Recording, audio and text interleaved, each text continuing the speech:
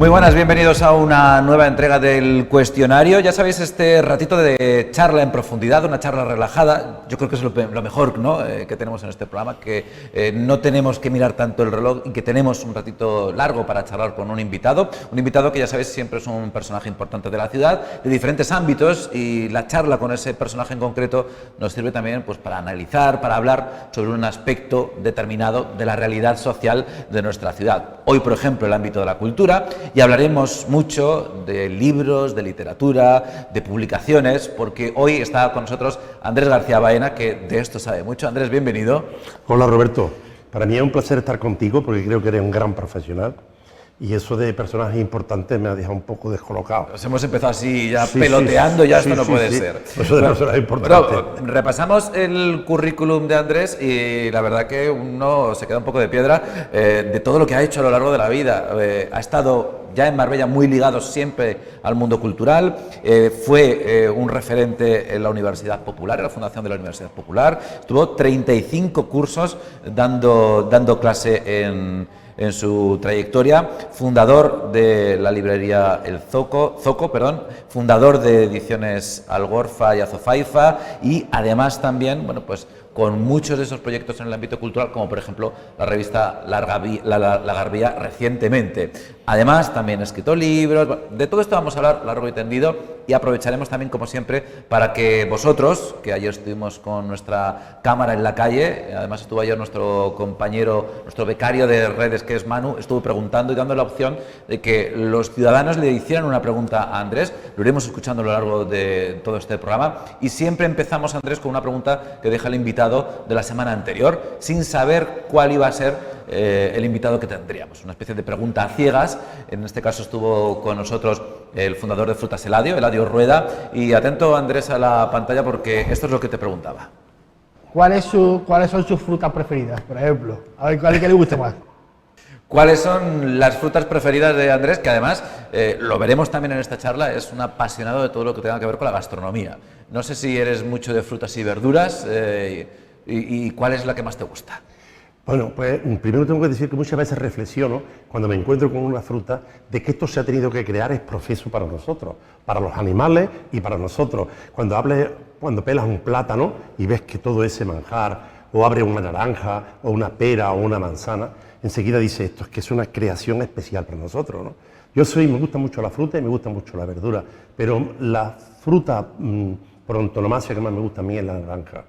La naranja. Bueno. La naranja creo que tiene, bueno, ya esta vino del sudeste de Asia, la trajeron los árabes prácticamente aquí, en la época preárabe hubo algunos contactos con Europa y con el Mediterráneo, mejor dicho, pero la fruta que más me gusta es la naranja, porque creo que es un manjar exquisito. Está lleno de dulzor, está lleno a la vez de agrio, esta vez también tiene texturas diferentes, la piel con el interior. Y es tremendamente versátil, un producto muy versátil. Y además la puedes combinar. Mi madre la tomaba mucho con sal gorda, le echaba una poquita de sal gorda y la endulzaba, ¿no? Sí. Hay gente que la toma de postre con aceite de oliva. Sí. Que quien no lo haya probado, lo recomiendo que lo pruebe. Unas rodajas de aceite de oliva y unas gotitas de miel también. Muy rico. Y luego hay una ensalada muy típica que le llaman malagueña, pero que es de Andalucía, que es la naranja troceada con cebolleta y bacalao. Luego ya lo de las aceitunas negras y eso yo lo llevo regular, porque las aceitunas, soy fóbico a las aceitunas. ¿Ah, sí? A la aceituna aliñada, pero esto es un problema cultural que tiene mucha gente y que nadie sabe. Yo la aceituna en el árbol la cojo, la puedo comer, el aceite soy un apasionado, pero en el momento que está aliñada no le tengo fobia. Curioso. Tenemos una compañera también que es totalmente, tiene una fobia a la aceituna, no puede ni verlas, y allá donde ha estado la aceituna tocando la comida, ya ese plato lo incluso lo a mí me molesta en la mesa puesta. Sí, es cierto. Pero la ponen mucho como aperitivo, No es como puede decir algunas personas, es que esto no me gusta, no, es fobia. Fobia en el sentido amplio del término. Andrés, ¿eres cordobés? Sí, yo nací en Córdoba. De nacimiento. ¿Cómo llegas a Marbella? ¿Qué te trajo Pues a la en el costa? año 80 me separé, y en el año 80 tuve que pedir destino y pedir de Córdoba a Marbella. Para mí eso fue un trauma, inicialmente. ¿Conocías ya Marbella antes de venir? No, que va. Lo que pasa es que al coincidir con la separación, pues buscaba un sitio con connotaciones diferentes, pero... Un cambio de aires. Un que se cambio de dice, aire, ¿no? pero al principio me costó mucho adaptarme, porque yo venía de allí en un ambiente cultural, en un ambiente de la universidad, en la época de ya la transición estaba prácticamente coronada, y entonces estábamos haciendo muchas cositas allí, tenía muchísimos amigos, y al llegar aquí, todo eso en aquella época, Marbella no tenía prácticamente nada. En el año 80, septiembre del 80, no había nada de lo que hoy en día conocemos. Y me costó muchísimo trabajo porque era un ambiente de fiesta, todavía estaban los árabes aquí, todas las noches había cachondeo, etcétera, ¿no? Y me costó mucho adaptarme. Pero luego, una vez que la conocí en profundidad y que me hice con su historia, pues me encanta, no cambio esto por nada. O sea que has estado siempre, Andrés, metido en los mundos culturales, ¿no? En el mundo Sí. cultural, en ámbitos... Por deformación. Siempre, ¿no? Por ¿Desde deformación. joven? Sí, Sí. desde, vamos, 17, 18 años, prácticamente ya empecé, y incluso de niño recuerdo que en mi lugar de nacimiento, en Pedralbá, había una ciudad romana de origen tardo, bueno, perdón, era más bien fenicio, ¿no? Fenicio-cartaginesa, una ciudad que llamaban Sassiri Martialium, porque estaba dedicada, abocada al dios Marte, y recogía muchos elementos arqueológicos de aquella zona y los llevábamos al Museo Arqueológico. De allí hay muchas piedras y muchos restos que nosotros de niños ya llevábamos allí, en un intento de colaborar con la recuperación del patrimonio de esta ciudad romana. Esta ciudad era muy importante. O sea que la historia ha sido lo que más te ha traído Sí, normalmente, sí. ¿no? Siempre. Y después de la historia, no me acuerdo, tiene una trayectoria cultural y histórica grande, pero la historia de Marbella es muy interesante, es muy interesante. De hecho, desde que llegaste en los años 80 hasta ahora, has estado involucrado en muchos aspectos con la cultura, con recuperar su historia y con divulgar también su historia, ¿no? Ha sido algo que te ha Pues verá, interesado. cuando yo llegué aquí es que no había nada, Roberto, prácticamente nada, ¿eh? Hay un sector del marbellerismo que tiene nostalgia del principio del siglo XX, de la primera mitad del siglo XX, incluso se pueden retrotraer hasta el siglo XIX, pero es que no había nada. Es decir, cuando yo llegué aquí, por ejemplo, culturalmente, José Luis Casado había hecho una filmina sobre el patrimonio, que eran 33 o 34, y con eso íbamos por las asociaciones de vecinos y los colegios proyectándolas. En ella estaban las Torres Almenara, pero todo eso, ¿entiendes? Excepto Fernando Alcalá Marín, nadie lo tocaba ni nadie estaba en ello.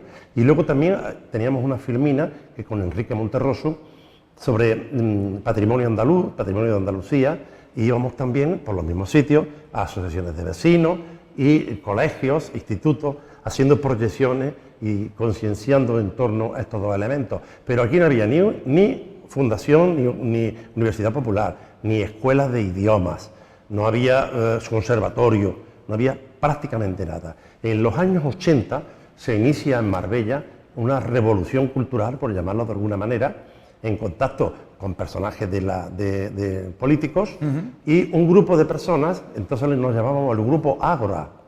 Estaba constituido por unas 8 o 10 personas que pusimos en marcha una serie de conferencias. Aquí vino lo más granado del país, desde Francisco Umbral, Carlos Castilla del Pino, en fin, todo, filósofos, historiadores. Y empezamos a crear todo esto de la Universidad Popular, hicimos una asociación para fomentar un estudio previo, una encuesta, un contacto con las experiencias existentes en España, y de ahí empezó la Universidad Popular, hoy en día luego se transformó en una fundación, etcétera, etcétera, ¿no? Y empezó también el conservatorio, la escuela de idiomas, todo eso tiene su inicio en la transformación cultural que esta ciudad tuvo entre los años 80 y 85. Hoy día, Andrés, se te asocia al mundo de los libros, primero por la librería y luego por la editorial. ¿Cómo llegas tú a entrar en contacto con este mundo de los libros? ¿Cómo fue montar la librería, el porqué de empezar esa andadura? La verdad es que a mí el mundo del libro es algo pasional para mí, pero no solamente la lectura, y dentro de la lectura no especialmente la narrativa, sino yo soy una persona más de ensayo que de narrativa, pero he sentido pasión por el libro en todas sus facetas, e incluso lo conozco en todas menos en una, como es la impresión. Imprimir no, porque no he tenido posibilidad de contacto, pero como librero fundamos aquí la librería del Soco, que estuvo en varios enclaves, en la Avenida del Mercado, en 2 o 3 sitios, después se pasó a Jacinto Benavente, después a Juan Ramón Jiménez. He distribuido libros como distribuidor para 2 o 3 editoriales. He escrito algunos libros, algunas cosas. He tenido librería online y física.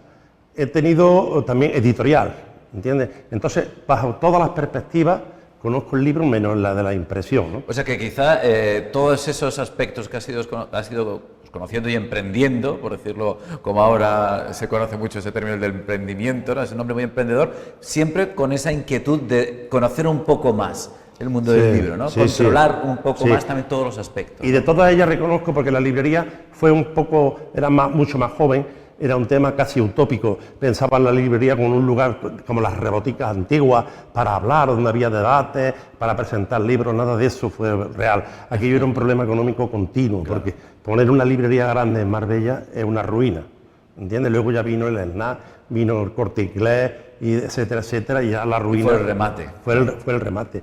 Claro, a mí me decían, tú cuando llegaste a Marbella tenías que haber cogido una libretilla y un sombrero cordobés, haberte sentado en aquella cafetería Marbella que había entonces y comprar y vender piso.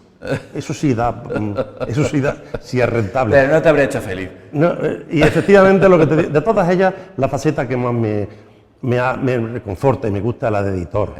Con el editor conoce muchos pelmas, pero también conoce gente muy interesante. Bueno, pues hemos salido a la calle a darle la oportunidad a los viandantes de que le hagan pues su pregunta a Andrés como editor, como personaje destacado del mundo del libro, y hay bastantes dudas. Hay gente que está muy perdida con esto de qué es editar un libro, y algunas de estas preguntas seguro que van a ser curiosas. Vamos con la primera. Vamos.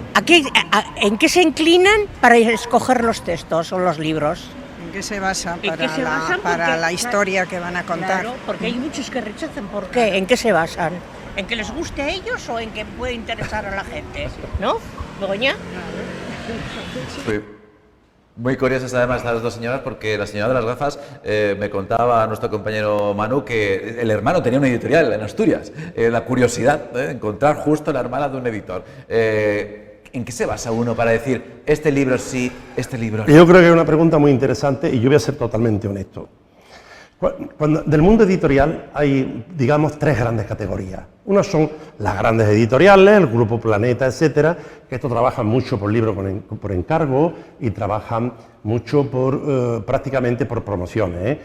Tienen grandes capitales, pueden desembolsar 200.000, 300.000 euros en promocionar una obra. Y eso es toda su vida. Y obras, Andrés, que mucha gente a lo mejor no sabe, ellos mismos generan. Es decir, ahora fulanito es un personaje importante, hablo con fulanito, escríbeme un libro, si me lo puedes escribir sobre este tema. Exactamente. Que es algo que ahora mismo... Como si fabrican los detergentes y las lavadoras, de alguna manera sí también. Sí. Claro, exigen una mínima calidad, claro. Pero vamos, sí, incluso muchos autores le llevan las obras y le dicen, no, esto cámbiamelo y le da este final y este retoque. Bueno, eso lo obviamos. Hay unas pequeñas que son por autoedición, también lo obviamos. Las editoriales tradicionales e independientes tienen 2 componentes que no podemos olvidar. Uno es que es una empresa y otro que es una labor de promoción cultural. Y si olvidamos una de esas 2 facetas, estamos perdidos. Hay mucha tendencia a olvidar la cuestión empresarial. Mucha tendencia. Claro. Por romanticismo, por entrega, en fin, por varias causas. Entonces, los criterios son, primero, que tenga calidad. Segundo, que sea una temática que pueda venderse. Y tercero, y fundamental, es hacer un estudio de viabilidad de mercado.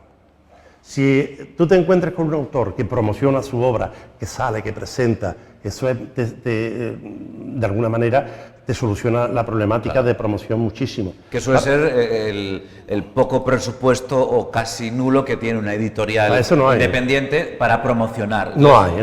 Normalmente lo tiene que hacer el propio autor. No hay, tiene que hacer el propio autor y la editorial a través de las redes. Los medios las redes de comunicación no venden libros. Lo que hacen es promocionarlo, ¿no? Y en las librerías, yo estuve hace poco presentando libros de Luce, en la librería de Luce estuve presentando un libro pues, muy interesante de Vicente Almenara, un periodista, profesor de la universidad, sobre la vida del comisario Villarejo, ¿no? Una novela, pero muy bien documentado, porque este hombre, su tesis doctoral como periodista fue sobre los servicios secretos españoles y el norte de África.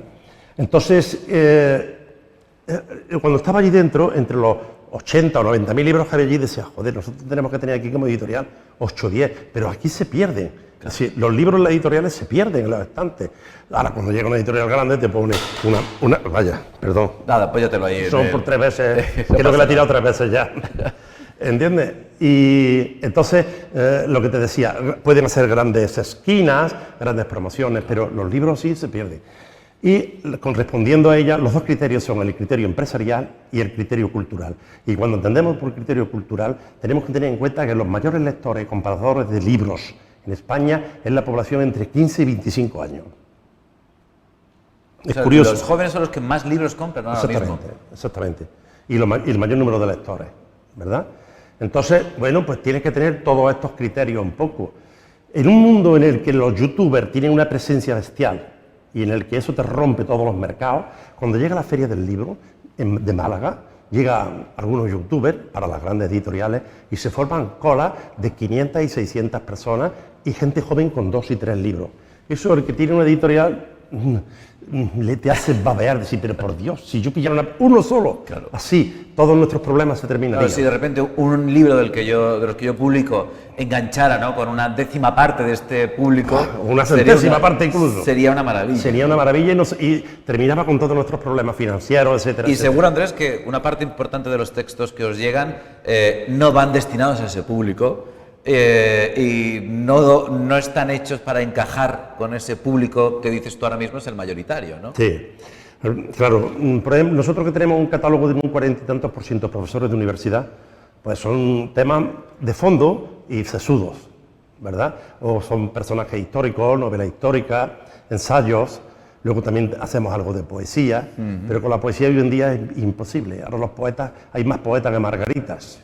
Los poetas hay desde hace 15 años en España, es verdad. Y en América Latina aparecen poetas por todos lados, todo el mundo es poeta. Y la poesía se encuentra asfixiada, realmente, y asfixiada por lo que yo llamo la poesía del ruido, ¿no? Cantautores, violinistas, violonchelo, piano, dramatizaciones, significaciones, ¿entiendes? Y la poesía está asfixiada, como que no se le oye, ¿entiendes? Y entonces, y luego hay grandes declamadoras especialmente, y bueno, la poesía está un poco asfixiada, ¿no? La poesía, para las editoriales de autoedición, es mucho dinero, porque a los poetas les gusta mucho, no les importa pagar por que le editen su libro, ¿no? Eso es. Y luego, entre los géneros, la literatura infantil tiene mucha fuerza también. Una de las grandes demandas es la literatura infantil. Los padres no les cuesta dinero realmente, hablamos de una cierta clase media-baja, claro.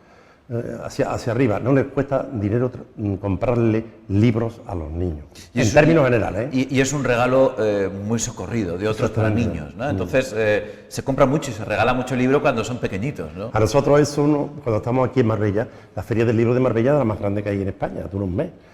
Entonces, acostumbrados cuando vamos nosotros a los restaurantes a comer a algún sitio, ver los padres y los hijos, cada uno con un teléfono, ¿entiendes?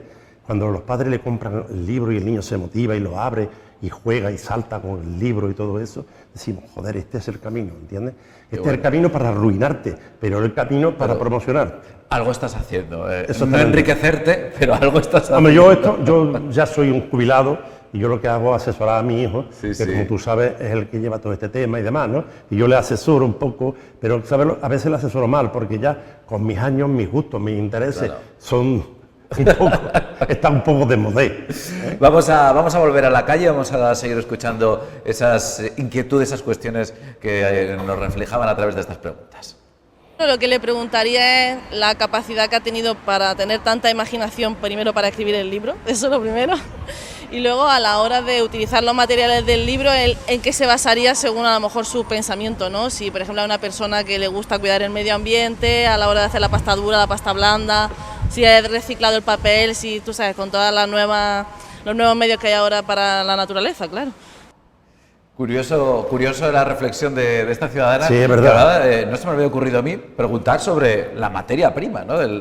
Cómo se hacen los libros, si se usa material reciclado, si no, si hay preocupación. Al libro físicamente, al libro físico, ¿cómo se hace? Sí, pero eso preguntaba ya sobre eso, si claro, se utilizan materiales reciclados, si se habla de ecología. Sí, como todo está sujeto al mercado. en esta sociedad que vivimos. Entonces, la ecología supone más incremento de precio.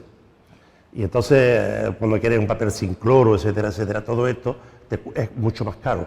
Y en un sector donde los límites son muy pequeños, tú ten en cuenta que, por ejemplo, 10 euros que vale un libro, para que, para que el telespectador... Vamos a imaginarnos un libro que vale 10 euros. Nosotros lo ponemos en distribución. En distribución quiere decir que él se lleva la mitad. Si es el caso de Snack, Corte Inglés y demás, se llevan el 60% y además pagan a 7 o 8 meses. No vaya a creer que esto es...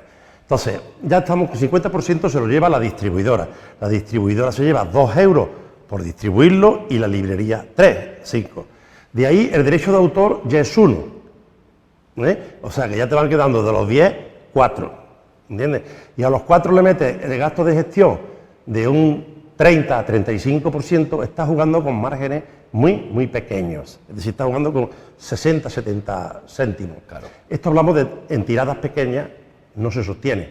Ahora, si tú vendes de un libro 1.000, 5.000 ejemplares, pues tiene resultados económicos. Pero esto, más de 3.000, 5.000 ejemplares lo venden muy pocas personas en España. Muy pocas.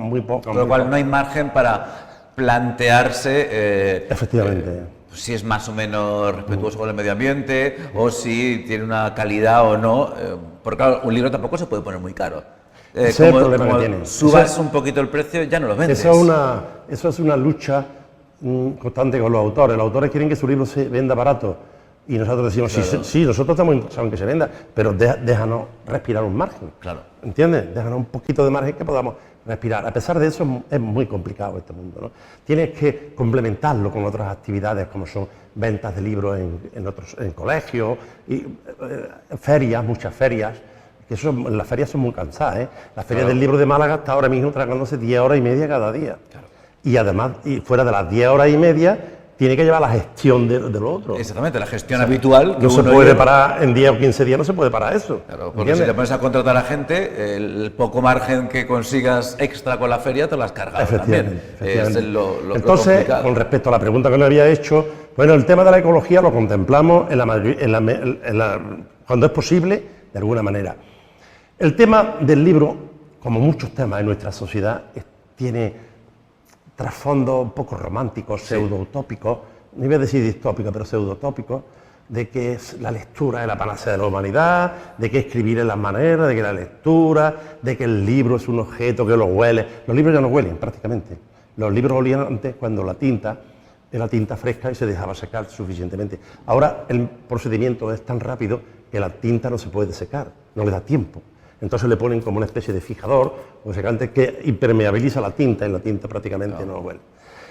Entonces, esto es un mundo muy complicado, muy complicado. Tienes que hacer tiradas cortas porque si te sobran te asfixia económicamente y bueno, tienes que estar peleándote con las imprentas continuamente. Fíjate tú, una imprenta lo que nos ha hecho recientemente, un libro sobre Salvador Rueda, hacemos una impresión rápida para la Feria del Libro y cogen y le ponen las tapas nuestras y el interior de otro libro de otra editorial. Wow. ¿Entiendes? Cuando abres la caja y te das cuenta... Y incluso cuando están distribuidos, porque claro, en el trasiego continuo, no revistas no te todo, das cuenta. claro. Es decir, que el mundo del libro es complicado y yo creo que hemos respondido un poco a lo que está... Andrés, esa pasión, esa fijación tuya por el libro, ¿te viene de casa? ¿Había en tu infancia muchos libros alrededor? ¿Era una familia lectora?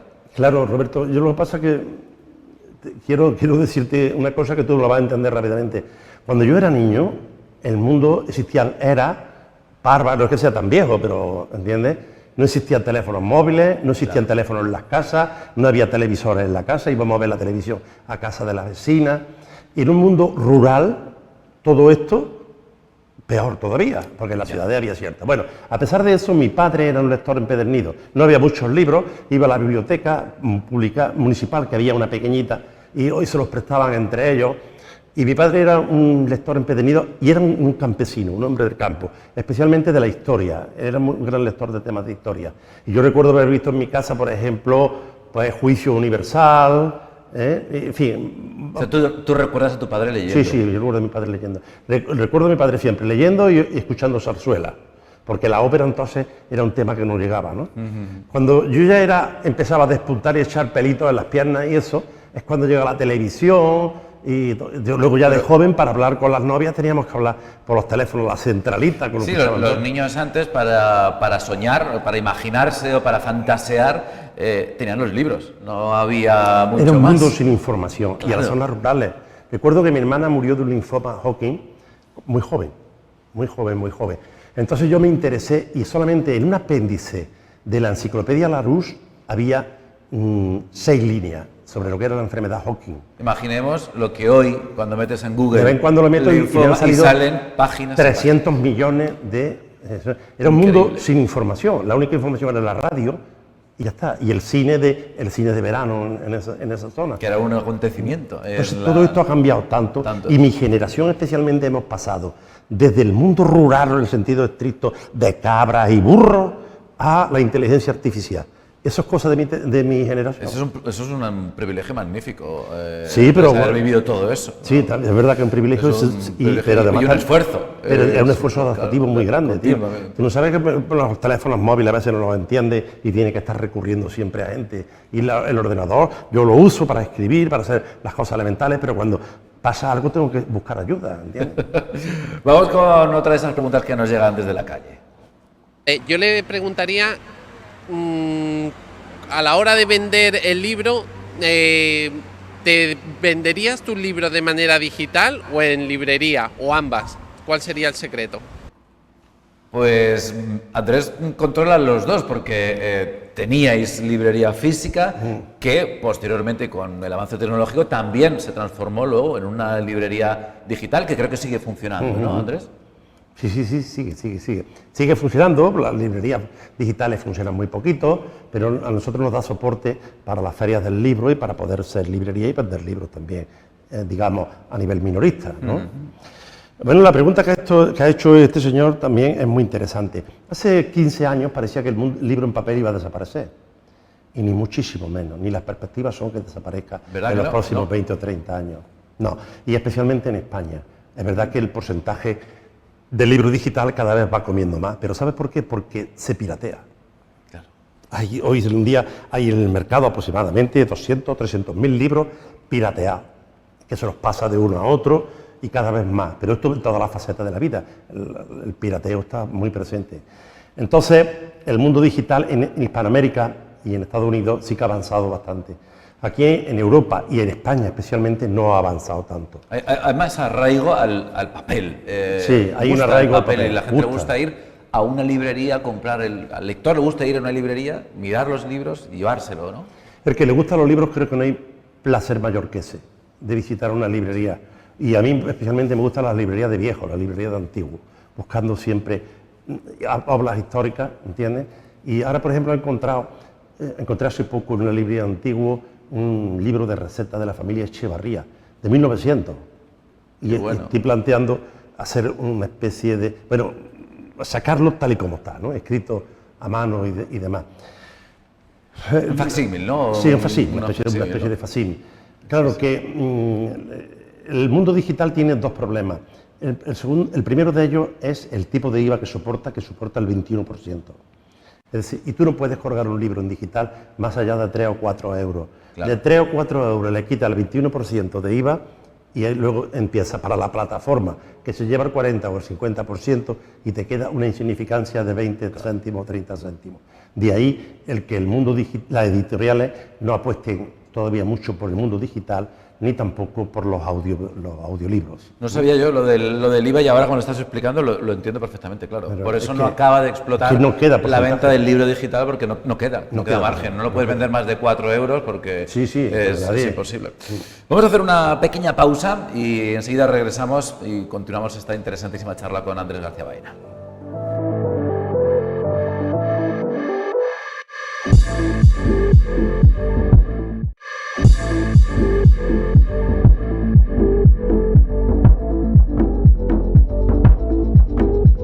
Seguimos en nuestro cuestionario, hoy hablando y charlando con Andrés García Baena, hablamos de libros, hablamos del mundo editorial, hablamos de muchos aspectos que son muy importantes para Andrés y no hemos hablado todavía del mundo de la docencia, que fue pues, tu actividad profesional principal, una de tus grandes pasiones, porque yo creo que algo que te encanta es comunicar, es divulgar, es transmitir algo que tú sabes a otros, ¿no? Lógicamente, eso es la docencia, eso es lo que te ha apasionado también.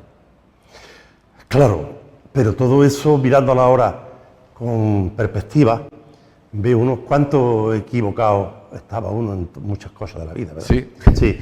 Cuando yo era joven pensaba que la idea de que la educación podía resolver los problemas de la humanidad. Ya te he dicho los grandes mitos que tiene nuestra civilización, ¿no? La lectura, la escritura, y la educación es uno de ellos. Pensaba que la educación iba a resolver. Todo esto parte de ideas que en la transición estaban muy de moda. Era cambiar la sociedad, y sobre todo con unas perspectivas pseudo-izquierdosas, ¿entiendes? Pues cambiar las estratificaciones sociales, la división de clases, y todo esto estaba muy de moda entre la juventud de nuestra época y en la universidad. Y fruto de todo ello, yo me impregné hasta el fondo. De hecho, pues yo vi la historia de Paulo Freire, por ejemplo, que era uno que planteaba la liberación de la humanidad a través de la educación, pues yo los trataba de ponerlas en práctica y pensar que íbamos a transformar los barrios. La realidad de todo esto es que solamente a algunas personas, para algunas personas en concreto, ha incidido. El otro día estaba tomando un café en un bar y pasó un exalumno que ya se jubila ahora, en 2 meses, y se sentó conmigo a tomar un café y me dice: recuerdo que una vez en una clase me dijiste, yo de todo esto me conformo con que leáis, pues quiero que sepas que el periódico, ¿entiendes?, de vez en cuando. Y quiero que sepas que después de todo aquello, yo empecé a leer y aún sigo leyendo, ¿no? Entonces, eso es a lo máximo que uno puede llegar y quizá otra cosa. ¿De qué dabas clase, Andrés? Yo estaba de historia y de lengua. De historia y de lengua, ¿no? También he dado clases de alfabetización. Claro, también en mi vida he pasado, quiero este perfil dejarlo claro. Cuando yo era joven y empecé con la alfabetización, hice un estudio, y digo que lo hice porque lo hice yo, ¿no? No es que lo hiciéramos y yo me atribuya. Sobre el censo de Marbella venía especificado el nivel de instrucción, ¿no? Y era, bueno, aquí había un alfabeto a punta pala, sobre todo el casco antiguo llegaba al 30% de la población.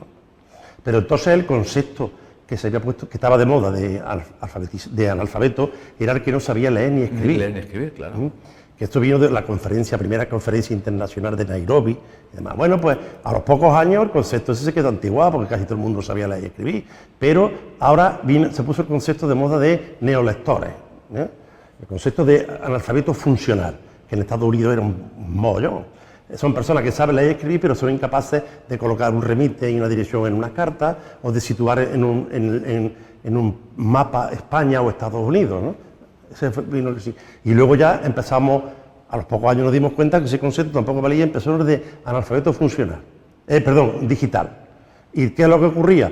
Que teníamos a nuestro alrededor las barriadas, un porcentaje de la población que tenía que enfrentarse al mundo digital y no tenía ni idea. No tenía. Entonces, con 20 ordenadores que teníamos, empezábamos a enseñar, a dar cursos, para empezar a abrir un correo, a crearse un correo.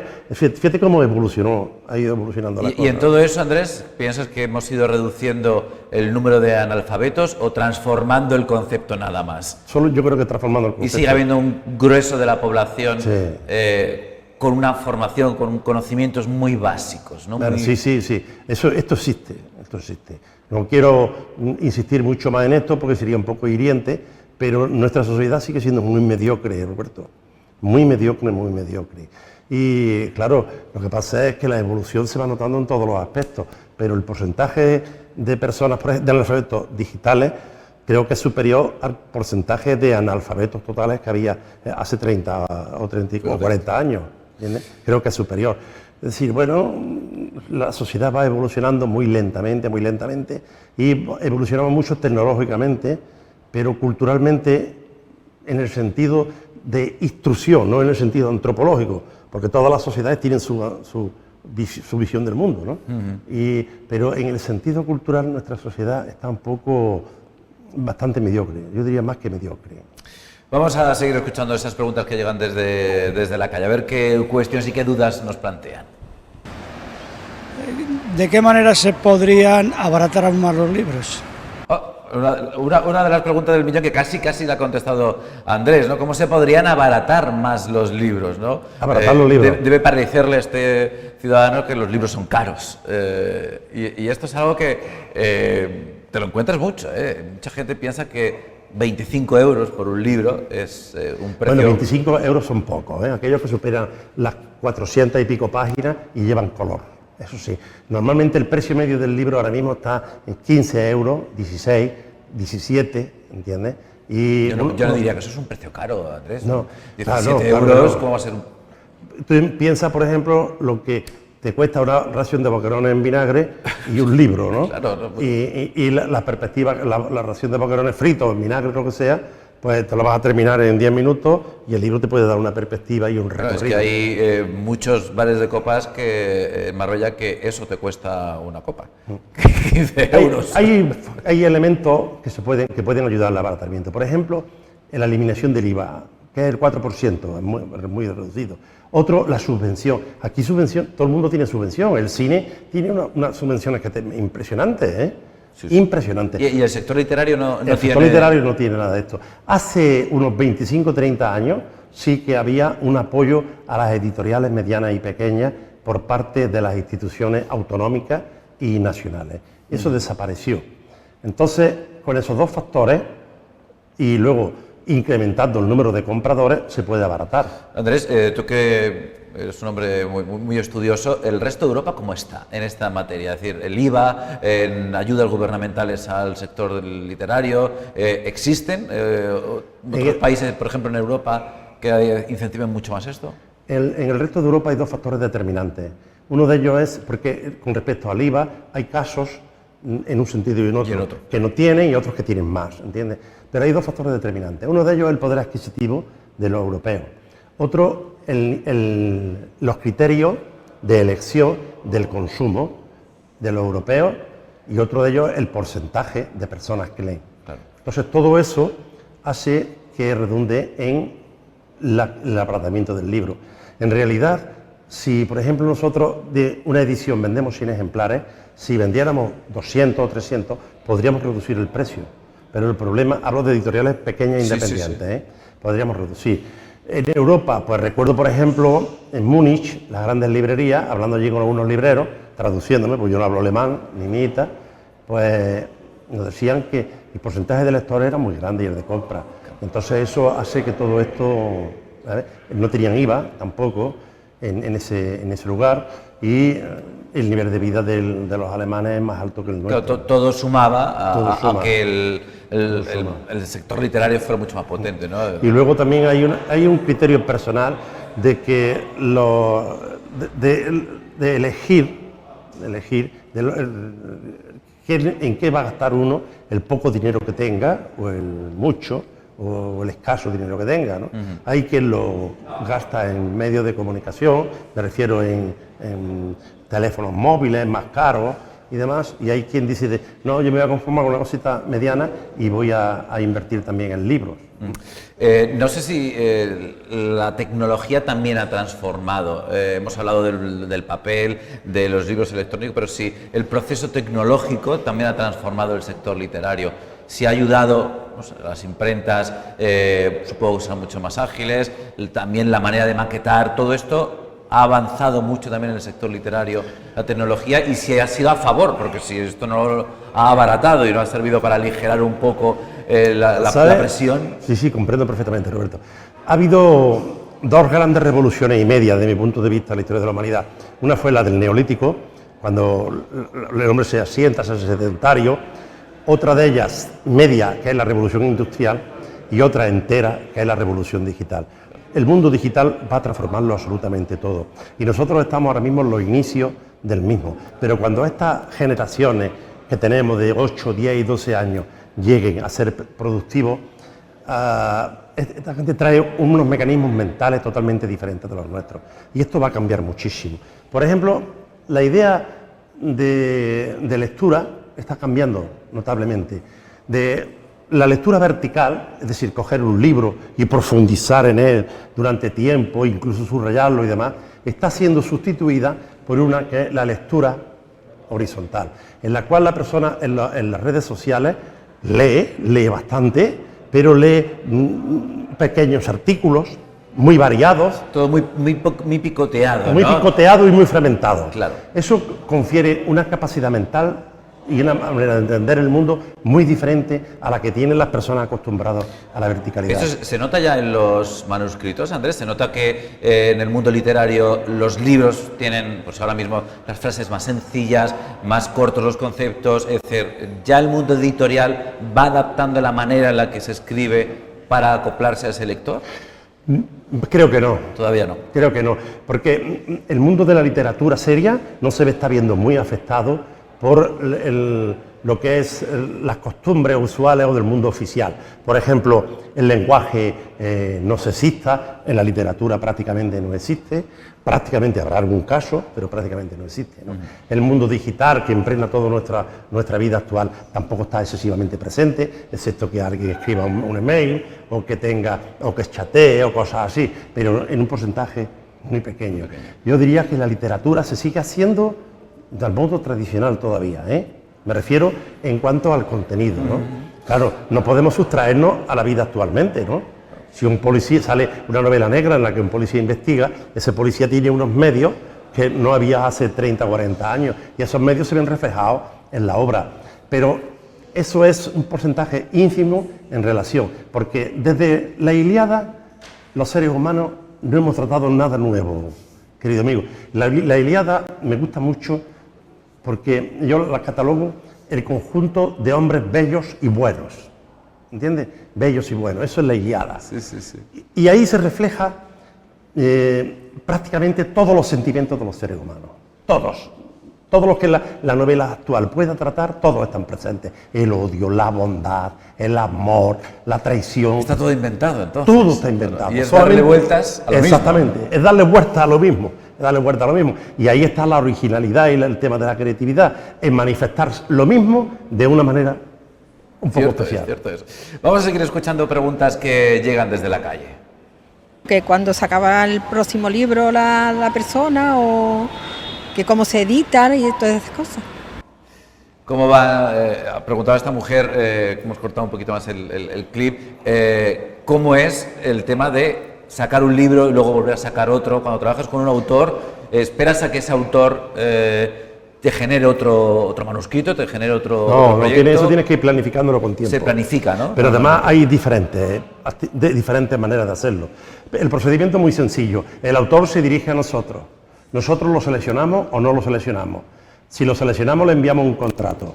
Firma el contrato e inmediatamente se pone en lista de espera para cuando le toque corrección y maquetación, en su caso, y una vez que está maquetado y se le busca el ISBN, el depósito legal, se le pasa otra vez al autor para que compruebe si está todo ok y si lo que él quiere reflejar pues está de acuerdo con las características del libro, e inmediatamente de ahí pasa a imprenta y de imprenta nos llega a nosotros y empieza a distribución. Los editores nunca llevamos los libros a las librerías, nunca. Los editores, hay grandes distribuidoras que son las que se encargan de esa labor. Solo nos faltaría ir librería por librería a llevarlo. Una furgoneta. Por ejemplo, exactamente. Aquí en Andalucía hay una que se llama Z de Granada, sí, que es una de las grandes de España, tiene varios miles de editoriales, y le enviamos 40, 50, depende de los ejemplares, y ellos, según criterios que nosotros les damos, pues lo van distribuyendo en Málaga solo, en Málaga y Granada, toda Andalucía, Madrid, etcétera, etcétera, ¿no? Ese es el procedimiento, y luego la presentación, que los autores les gusta ser el terreno próximo a ellos mismos. Andrés, otra de tus grandes pasiones, lo hemos mencionado al principio del programa, es la gastronomía. Eso me gusta mucho. Te gusta comer, pero te gusta cocinar y te gusta investigar también, ¿no? Y tenéis, de hecho, esa es mi auténtica vocación, Roberto. Investigar sobre qué es lo que se comía, por qué se comía, cómo se comía, cómo ha evolucionado. Eso es una cosa que te encanta, ¿no? Esa es mi auténtica pasión. Hay gente, casi todos los que están a mi alrededor, les tengo que preguntar cada día qué han comido. Eso es así, ¿eh? Eso es así, a casi todo el mundo, y dirá, pero este tío es que ha empezado todos los días, oye, ¿qué has comido hoy? ¿Qué has comido hoy? ¿No? Esa es mi gran pasión. Ahora voy a sacar un libro sobre el pan y el aceite en Al-Ándalus. Tienes varios libros escritos sobre la alimentación en Al-Ándalus. Ahora saco uno sobre el pan y el aceite en Al-Ándalus, con unas 300 recetas del siglo XIII, ¿no? Wow. Esa es mi gran pasión. y la gastronomía, especialmente de esta zona, me gusta mucho. Lo que pasa es que en Marbella el patrimonio inmaterial se ha perdido. Yo he intentado preguntar por los roscos, que me den gente que ha hecho que sus familiares hacían aquí roscos, y parece que son reticentes a darlo, ¿no? Hablo de roscos, porque en realidad, que yo sepa de aquí de Marbella, excepto una cosa que le llaman el gazpacho perrero, o gazpacho de rábano, excepto eso no hay nada especial. Fernando Alcalá hablaba de el cazón en adobo, el cazón en adobo se hace en todos lados. Andalucía. Se hace Sí, en pero Córdoba, un plato que solo se haga yo creo en Marbella. que yo haya detectado y que yo sepa es el gazpacho perrero, que no es ni más ni menos que uno en blanco, pero con unos rábanos troceados. O sea, uno en blanco en el que se le echa unas coquinas o una almeja y unos trozos de rábano, ¿no? Sí, sí, o sea, uno en blanco tradicional, con su aceite, tomate, cebolla, ajo, etcétera, etcétera, ¿no? Entonces, una de las grandes pasiones mías, encontré un libro, una receta de principios del siglo XIX que se dice huevo a la Marbella. Huevos a la ¿entiendes? Marbella. Que es una especie de huevo relleno, pero en la que se le añadía un trozo de anchoa, ¿entiendes? Y demás, ¿no? Una receta muy curiosa, pero en un recetario de principios del siglo XIX. Curioso, curioso. Vamos a escuchar, creo que nos queda una pregunta más de las que hemos obtenido desde la calle. Que ¿Cómo adapta las tiradas al formato de bolsillo? El formato de bolsillo, algo curioso también, ¿cómo se adapta, ¿no? Normalmente, ¿cómo es ese proceso? Porque normalmente muchas, no sé si lo hacéis vosotros en vuestra editorial, pero uno cuando va a las librerías muchas veces aparece un libro en su formato grande, su formato bonito, y el formato de bolsillo no llega hasta... Nosotros no tenemos capacidad para eso, hacer el formato. Las grandes editoriales sí lo hacen. Primero aprovechan el formato grande de pasta dura, con un precio alto. La pasta dura es muy costosa. Diríamos que la diferencia entre un libro en pasta dura y en pasta blanda es de 5 euros, prácticamente. Depende de la tirada, claro, que puede oscilar entre 3,5 y... Pero es costoso, entonces... Y 6, pero es muy costoso. Un tercio fácil. Entonces, las editoriales aprovechan primero la primera tirada para la gente ávida, que lee con avidez y que le gusta lo novedoso y demás, a un precio alto, y después, a los 2 años aproximadamente, cuando ya está la edición más que pagada y de alguna manera rescatado toda la inversión y más que la inversión, cierta plusvalía, entonces se saca en la edición de bolsillo para el público menos pudiente y para hacer una divulgación grande para las masas. Andrés, en Algorfa en concreto trabajáis mucho con la temática de Marbella. Sí. Sois una editorial fundada aquí en Marbella, trabajáis muchísimo con creadores, investigadores, historiadores del municipio. Eso es una tarea importante para Marbella. Claro, porque es que nosotros somos, al ser de aquí, no podemos abstraernos a todo esto, ¿verdad? Y hay gente aquí, hay gente que escribe bien y mucho. Lo que pasa es que el mundo de la cultura es un mundo muy especial. Solamente hay un mundo dentro de las culturas fragmentadas, por así decirlo, que no llega a los niveles de enfrentamiento y de animadversión que hay en la cultura en general, que es de los pintores. El mundo de los pintores, cuando hay una exposición, aunque te lleves mal con el pintor, vas y estás allí. Quiero decirte que hay un grupo de 30, 40 pintores que cuando hay una exposición van todos, aunque no te hables con el que expone. En el mundo de la historia esto ya te muere, en el mundo de la historia hay unos enfrentamientos impresionantes, en el mundo de la literatura peor. En el mundo de la poesía ya de increíble, ¿no? Entonces, bueno, es un poco complicado todo esto, ¿no? Supongo que te habrás encontrado circunstancias de Andrés, habéis editado a fulanito y a mí no me vais a editar, es que tienes algún problema conmigo o por los bandos, ¿no? De los que hablas, ¿no? Eso pasa muy frecuentemente. Por ejemplo, claro, porque esto Marbella es Marbella y es pequeña, ¿no? Pero no aquí, sino en Málaga, que es peor. O sea, por ejemplo, en Málaga, recuerdo que hubo uno que le íbamos a editar un libro de poesía y dice, pero oye, si le editáis a ese, no contáis conmigo. A otro, se refería a otro. Sí. Vaya, empezamos eso así. Si empezamos ya con condiciones, y luego también, si tú la editabas a otro, el que está en una posición más alta se cree él, porque el ego en el mundo de la cultura es impresionante, ¿eh? El ego es terrible. Aunque no venda libros. Exactamente, no vende libros, tiene un ego. De modo que yo soy superior a ese, luego contigo no voy a estar, porque yo soy a otro nivel, ¿entiendes? Y entonces buscan una editorial en las islas, en Formentera, ¿entiendes? Que no la conocen ni ellos, pero entonces creen que editando allí en Formentera, pues ya ellos pertenecen a otro estrato cultural más alto, aunque la editorial de Formentera ni les promocione, ni les saque por las redes sociales, ni distribuya por librería, ni nada de eso, ¿no? El mundo de la cultura peca muchísimo, querido amigo Roberto, por eso me gusta desmitificar todo esto de la cultura, la educación y la lectura, peca mucho de unos egos tan grandes, que esto en el mundo de la abogacía y en el mundo de la medicina y eso existe, pero no a estos niveles. Sí, que no solo tiene ego el que ha llegado a algo, sino que cualquiera que cree, ¿no?, una manifestación artística ya piensa, ¿no?, que Exactamente. Que es especial, ¿no?, que está tocado por la mano divina, ¿no? Sí, creo que está a otro nivel, entonces busca la distinción, buscando en el lugar más recóndito algo que sabe que no va a funcionar, simplemente por no aparecer con fulanito de tal, o porque creo que así pertenezco yo a otro trato cultural, poético, histórico o filosófico más alto. Imagino, Andrés, que contento de que después de tantos años de, bueno, pues la librería, la editorial, todo es un esfuerzo importante de muchísimos años, ahora será tu hijo el que está al frente de estos proyectos, ¿no? El tener relevo generacional supongo que reconforta, ¿no? No. A mí me hubiera gustado que mi hijo hubiera sido, por ejemplo, un físico nuclear o algo así. ¿Entiendes? Esto de los libros es para Pablo. Eres muy poco romántico, Andrés. No, es demasiado práctico. A esta edad mía yo ya eso de romanticismo ya no existe. Ya lo que quiero es paz, tranquilidad y alguien a mi alrededor del que aprenda algo. ¿Entiendes? Todo lo demás lo doy ya por... ¿Te habría gustado que tu hijo no quisiera...? No, si tiene que elegir algo que no sea lo que yo creo, que elija esto, pero vamos, un físico nuclear o algo así sí que me hubiera gustado, un músico famoso, ¿entiendes? Y sobre todo que ingresara mucho dinero. Pero a mí resulta que cuando le hablo de dinero, él se abstrae, dice, eso del dinero es pura metafísica, me dice, digo, joder, tendrás que comer. Y dice, sí, pero bueno, ya, el comer no es el problema, ¿entiendes? Y entonces... O sea, tu hijo es más romántico que tú, sí, en lo cultural, ¿no? Es que está en la edad. Claro, ahora está en la edad de eso, si no es romántico a los 20, a los 30, a los 40, cuando va a ser. Mi padre decía, el que no es rico a los 30, a los 40, arrebo rico, ¿sabes? Y entonces... O sea, tu hijo es un fiel hijo de su padre, ¿no? ¿Tú te ves reflejado en tu hijo? No, yo en absoluto, yo lo adoro. No, que te ves reflejado, digo. Que ves sí. Porque, ¿sabes qué?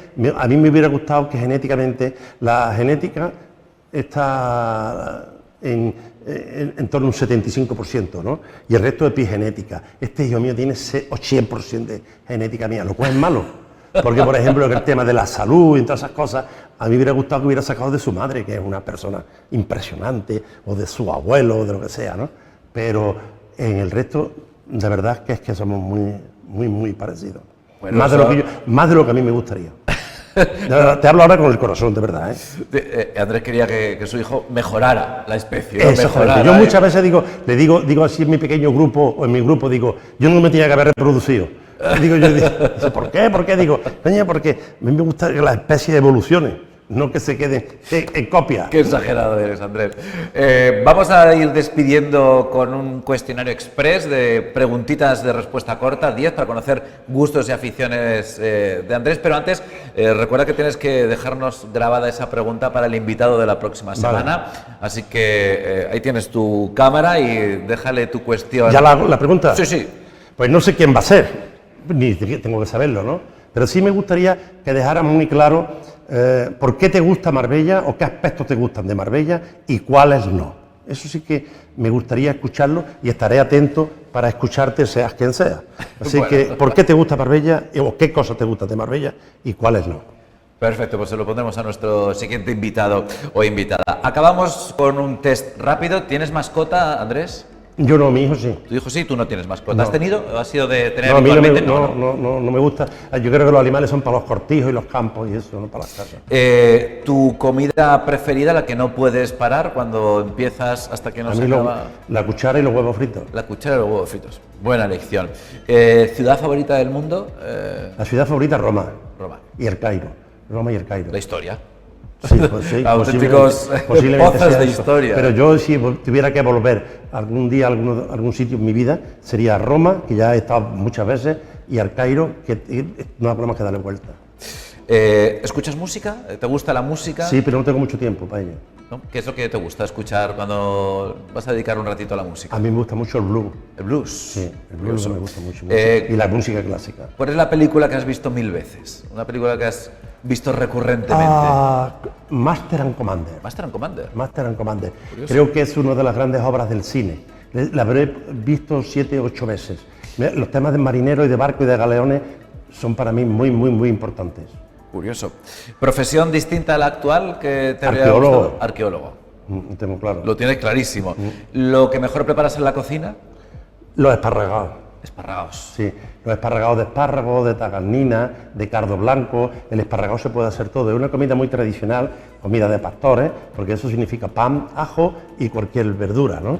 Bueno, ya le puedes poner un poquito de pimentón, un poquito de comino, pero eso es lo básico. Y si les casca unos huevos, pues, pero los esparragados son una de mis grandes pasiones. Haznos, Andrés, una recomendación literaria. Recomiéndanos un libro. Un libro, pues te voy a recomendar uno que ha salido hace poco. Sebastián Gámez es profesor de filosofía y ha hecho un libro que se llama, creo que se titula Lo que sé de Eros, y luego subtitulado El amor en la literatura hispanoamericana. Es impresionante lo que ese hombre ahí derrocha ahí de conocimiento sobre el amor en Octavio Paz, en Borges y en autores españoles. Qué bueno. Es una obra impresionante, aún no se ha presentado, pero Interesante. en mi familia estamos todos seducidos por esa obra de Qué Sebastián bueno. ¿Y es Gámez. vuestro? ¿Es de vuestra Sí, sí, es editorial? de Ediciones Gorka, sí. ¿Has caído en las redes de las series, ahora que están tan de moda? Las series Sí, de yo veo miniseries. miniseries. Recomiéndanos una. Oh, sí, es que soy tan malo para los títulos, pero es que no recuerdo el título, sinceramente no te lo recuerdo. Estafadores, me parece que se llama. Estafadores, sí. Estafadores. Estafadores, que me la recomendó mi nieto. Me la recomendó mi nieto. Muy bueno. Yo veo mucha miniserie, ¿eh? Mucha. Y terminamos con un supuesto que le planteamos a todos los invitados. Si tuviéramos una lámpara mágica, un genio y un deseo, ¿qué le regalarías a Marbella? Lo del genio es porque fuera un deseo grandilocuente, da igual, presupuesto. Roberto, te voy a ¿Qué le decir, regalarías a Marbella? Hay un amargo sentimiento de que Marbella no tenga un museo arqueológico. Cuando, por vicisitudes de presentaciones de libros en toda Andalucía y en toda España, acompaño a mi hijo y veo como en pueblos como Vélez Málaga, Lucena, y Hornachuelos, un pueblo de 500 habitantes en la provincia de Málaga, de Córdoba, tiene 3 pequeños museos. Y es impresionante que Marbella no tenga un museo arqueológico con la historia que tenemos aquí. Y que en ese museo de patrimonio histórico se refleje el patrimonio material y el inmaterial. Aquí hay que recuperar un poco las canciones, las leyendas, la gastronomía, que se ha perdido por el aluvión de personas que llegaron en los años 60, 50, 60 y 70. Entonces, en este mare magnum, todo el patrimonio inmaterial de Marbella se ha perdido, pero es que el patrimonio material también. Y hace falta, en un municipio como el nuestro, que tiene tanto presupuesto, tantos trabajadores municipales y tanta fama mundial, que no haya un museo arqueológico y de patrimonio, es de verdad, es de lo más nefasto que yo puedo entender. Es que en ningún pequeño municipio de España ocurre eso, solamente aquí. Sería un regalo precioso tener un buen museo arqueológico, un buen museo del patrimonio en la ciudad. Andrés, como siempre, un placer charlar. Gracias por dejarnos A mí me gusta conocerte mucho, un poquito más. Me gusta estar siempre contigo, Roberto, Ha sido un porque es placer. muy apañado, muy gracioso y se trabaja muy bien y se habla muy bien. Muchas gracias y un placer. Un fuerte abrazo. Nosotros nos despedimos, nos vemos en el siguiente cuestionario. Ya sabéis que en nuestra página web, en rtvmarbella.tv, en el apartado de televisión, ahí buscáis el cuestionario y tenéis todos los cuestionarios que hemos ido realizando a lo largo de estos 40 y pico programas ya que llevamos. Nos vemos en el próximo. Adiós.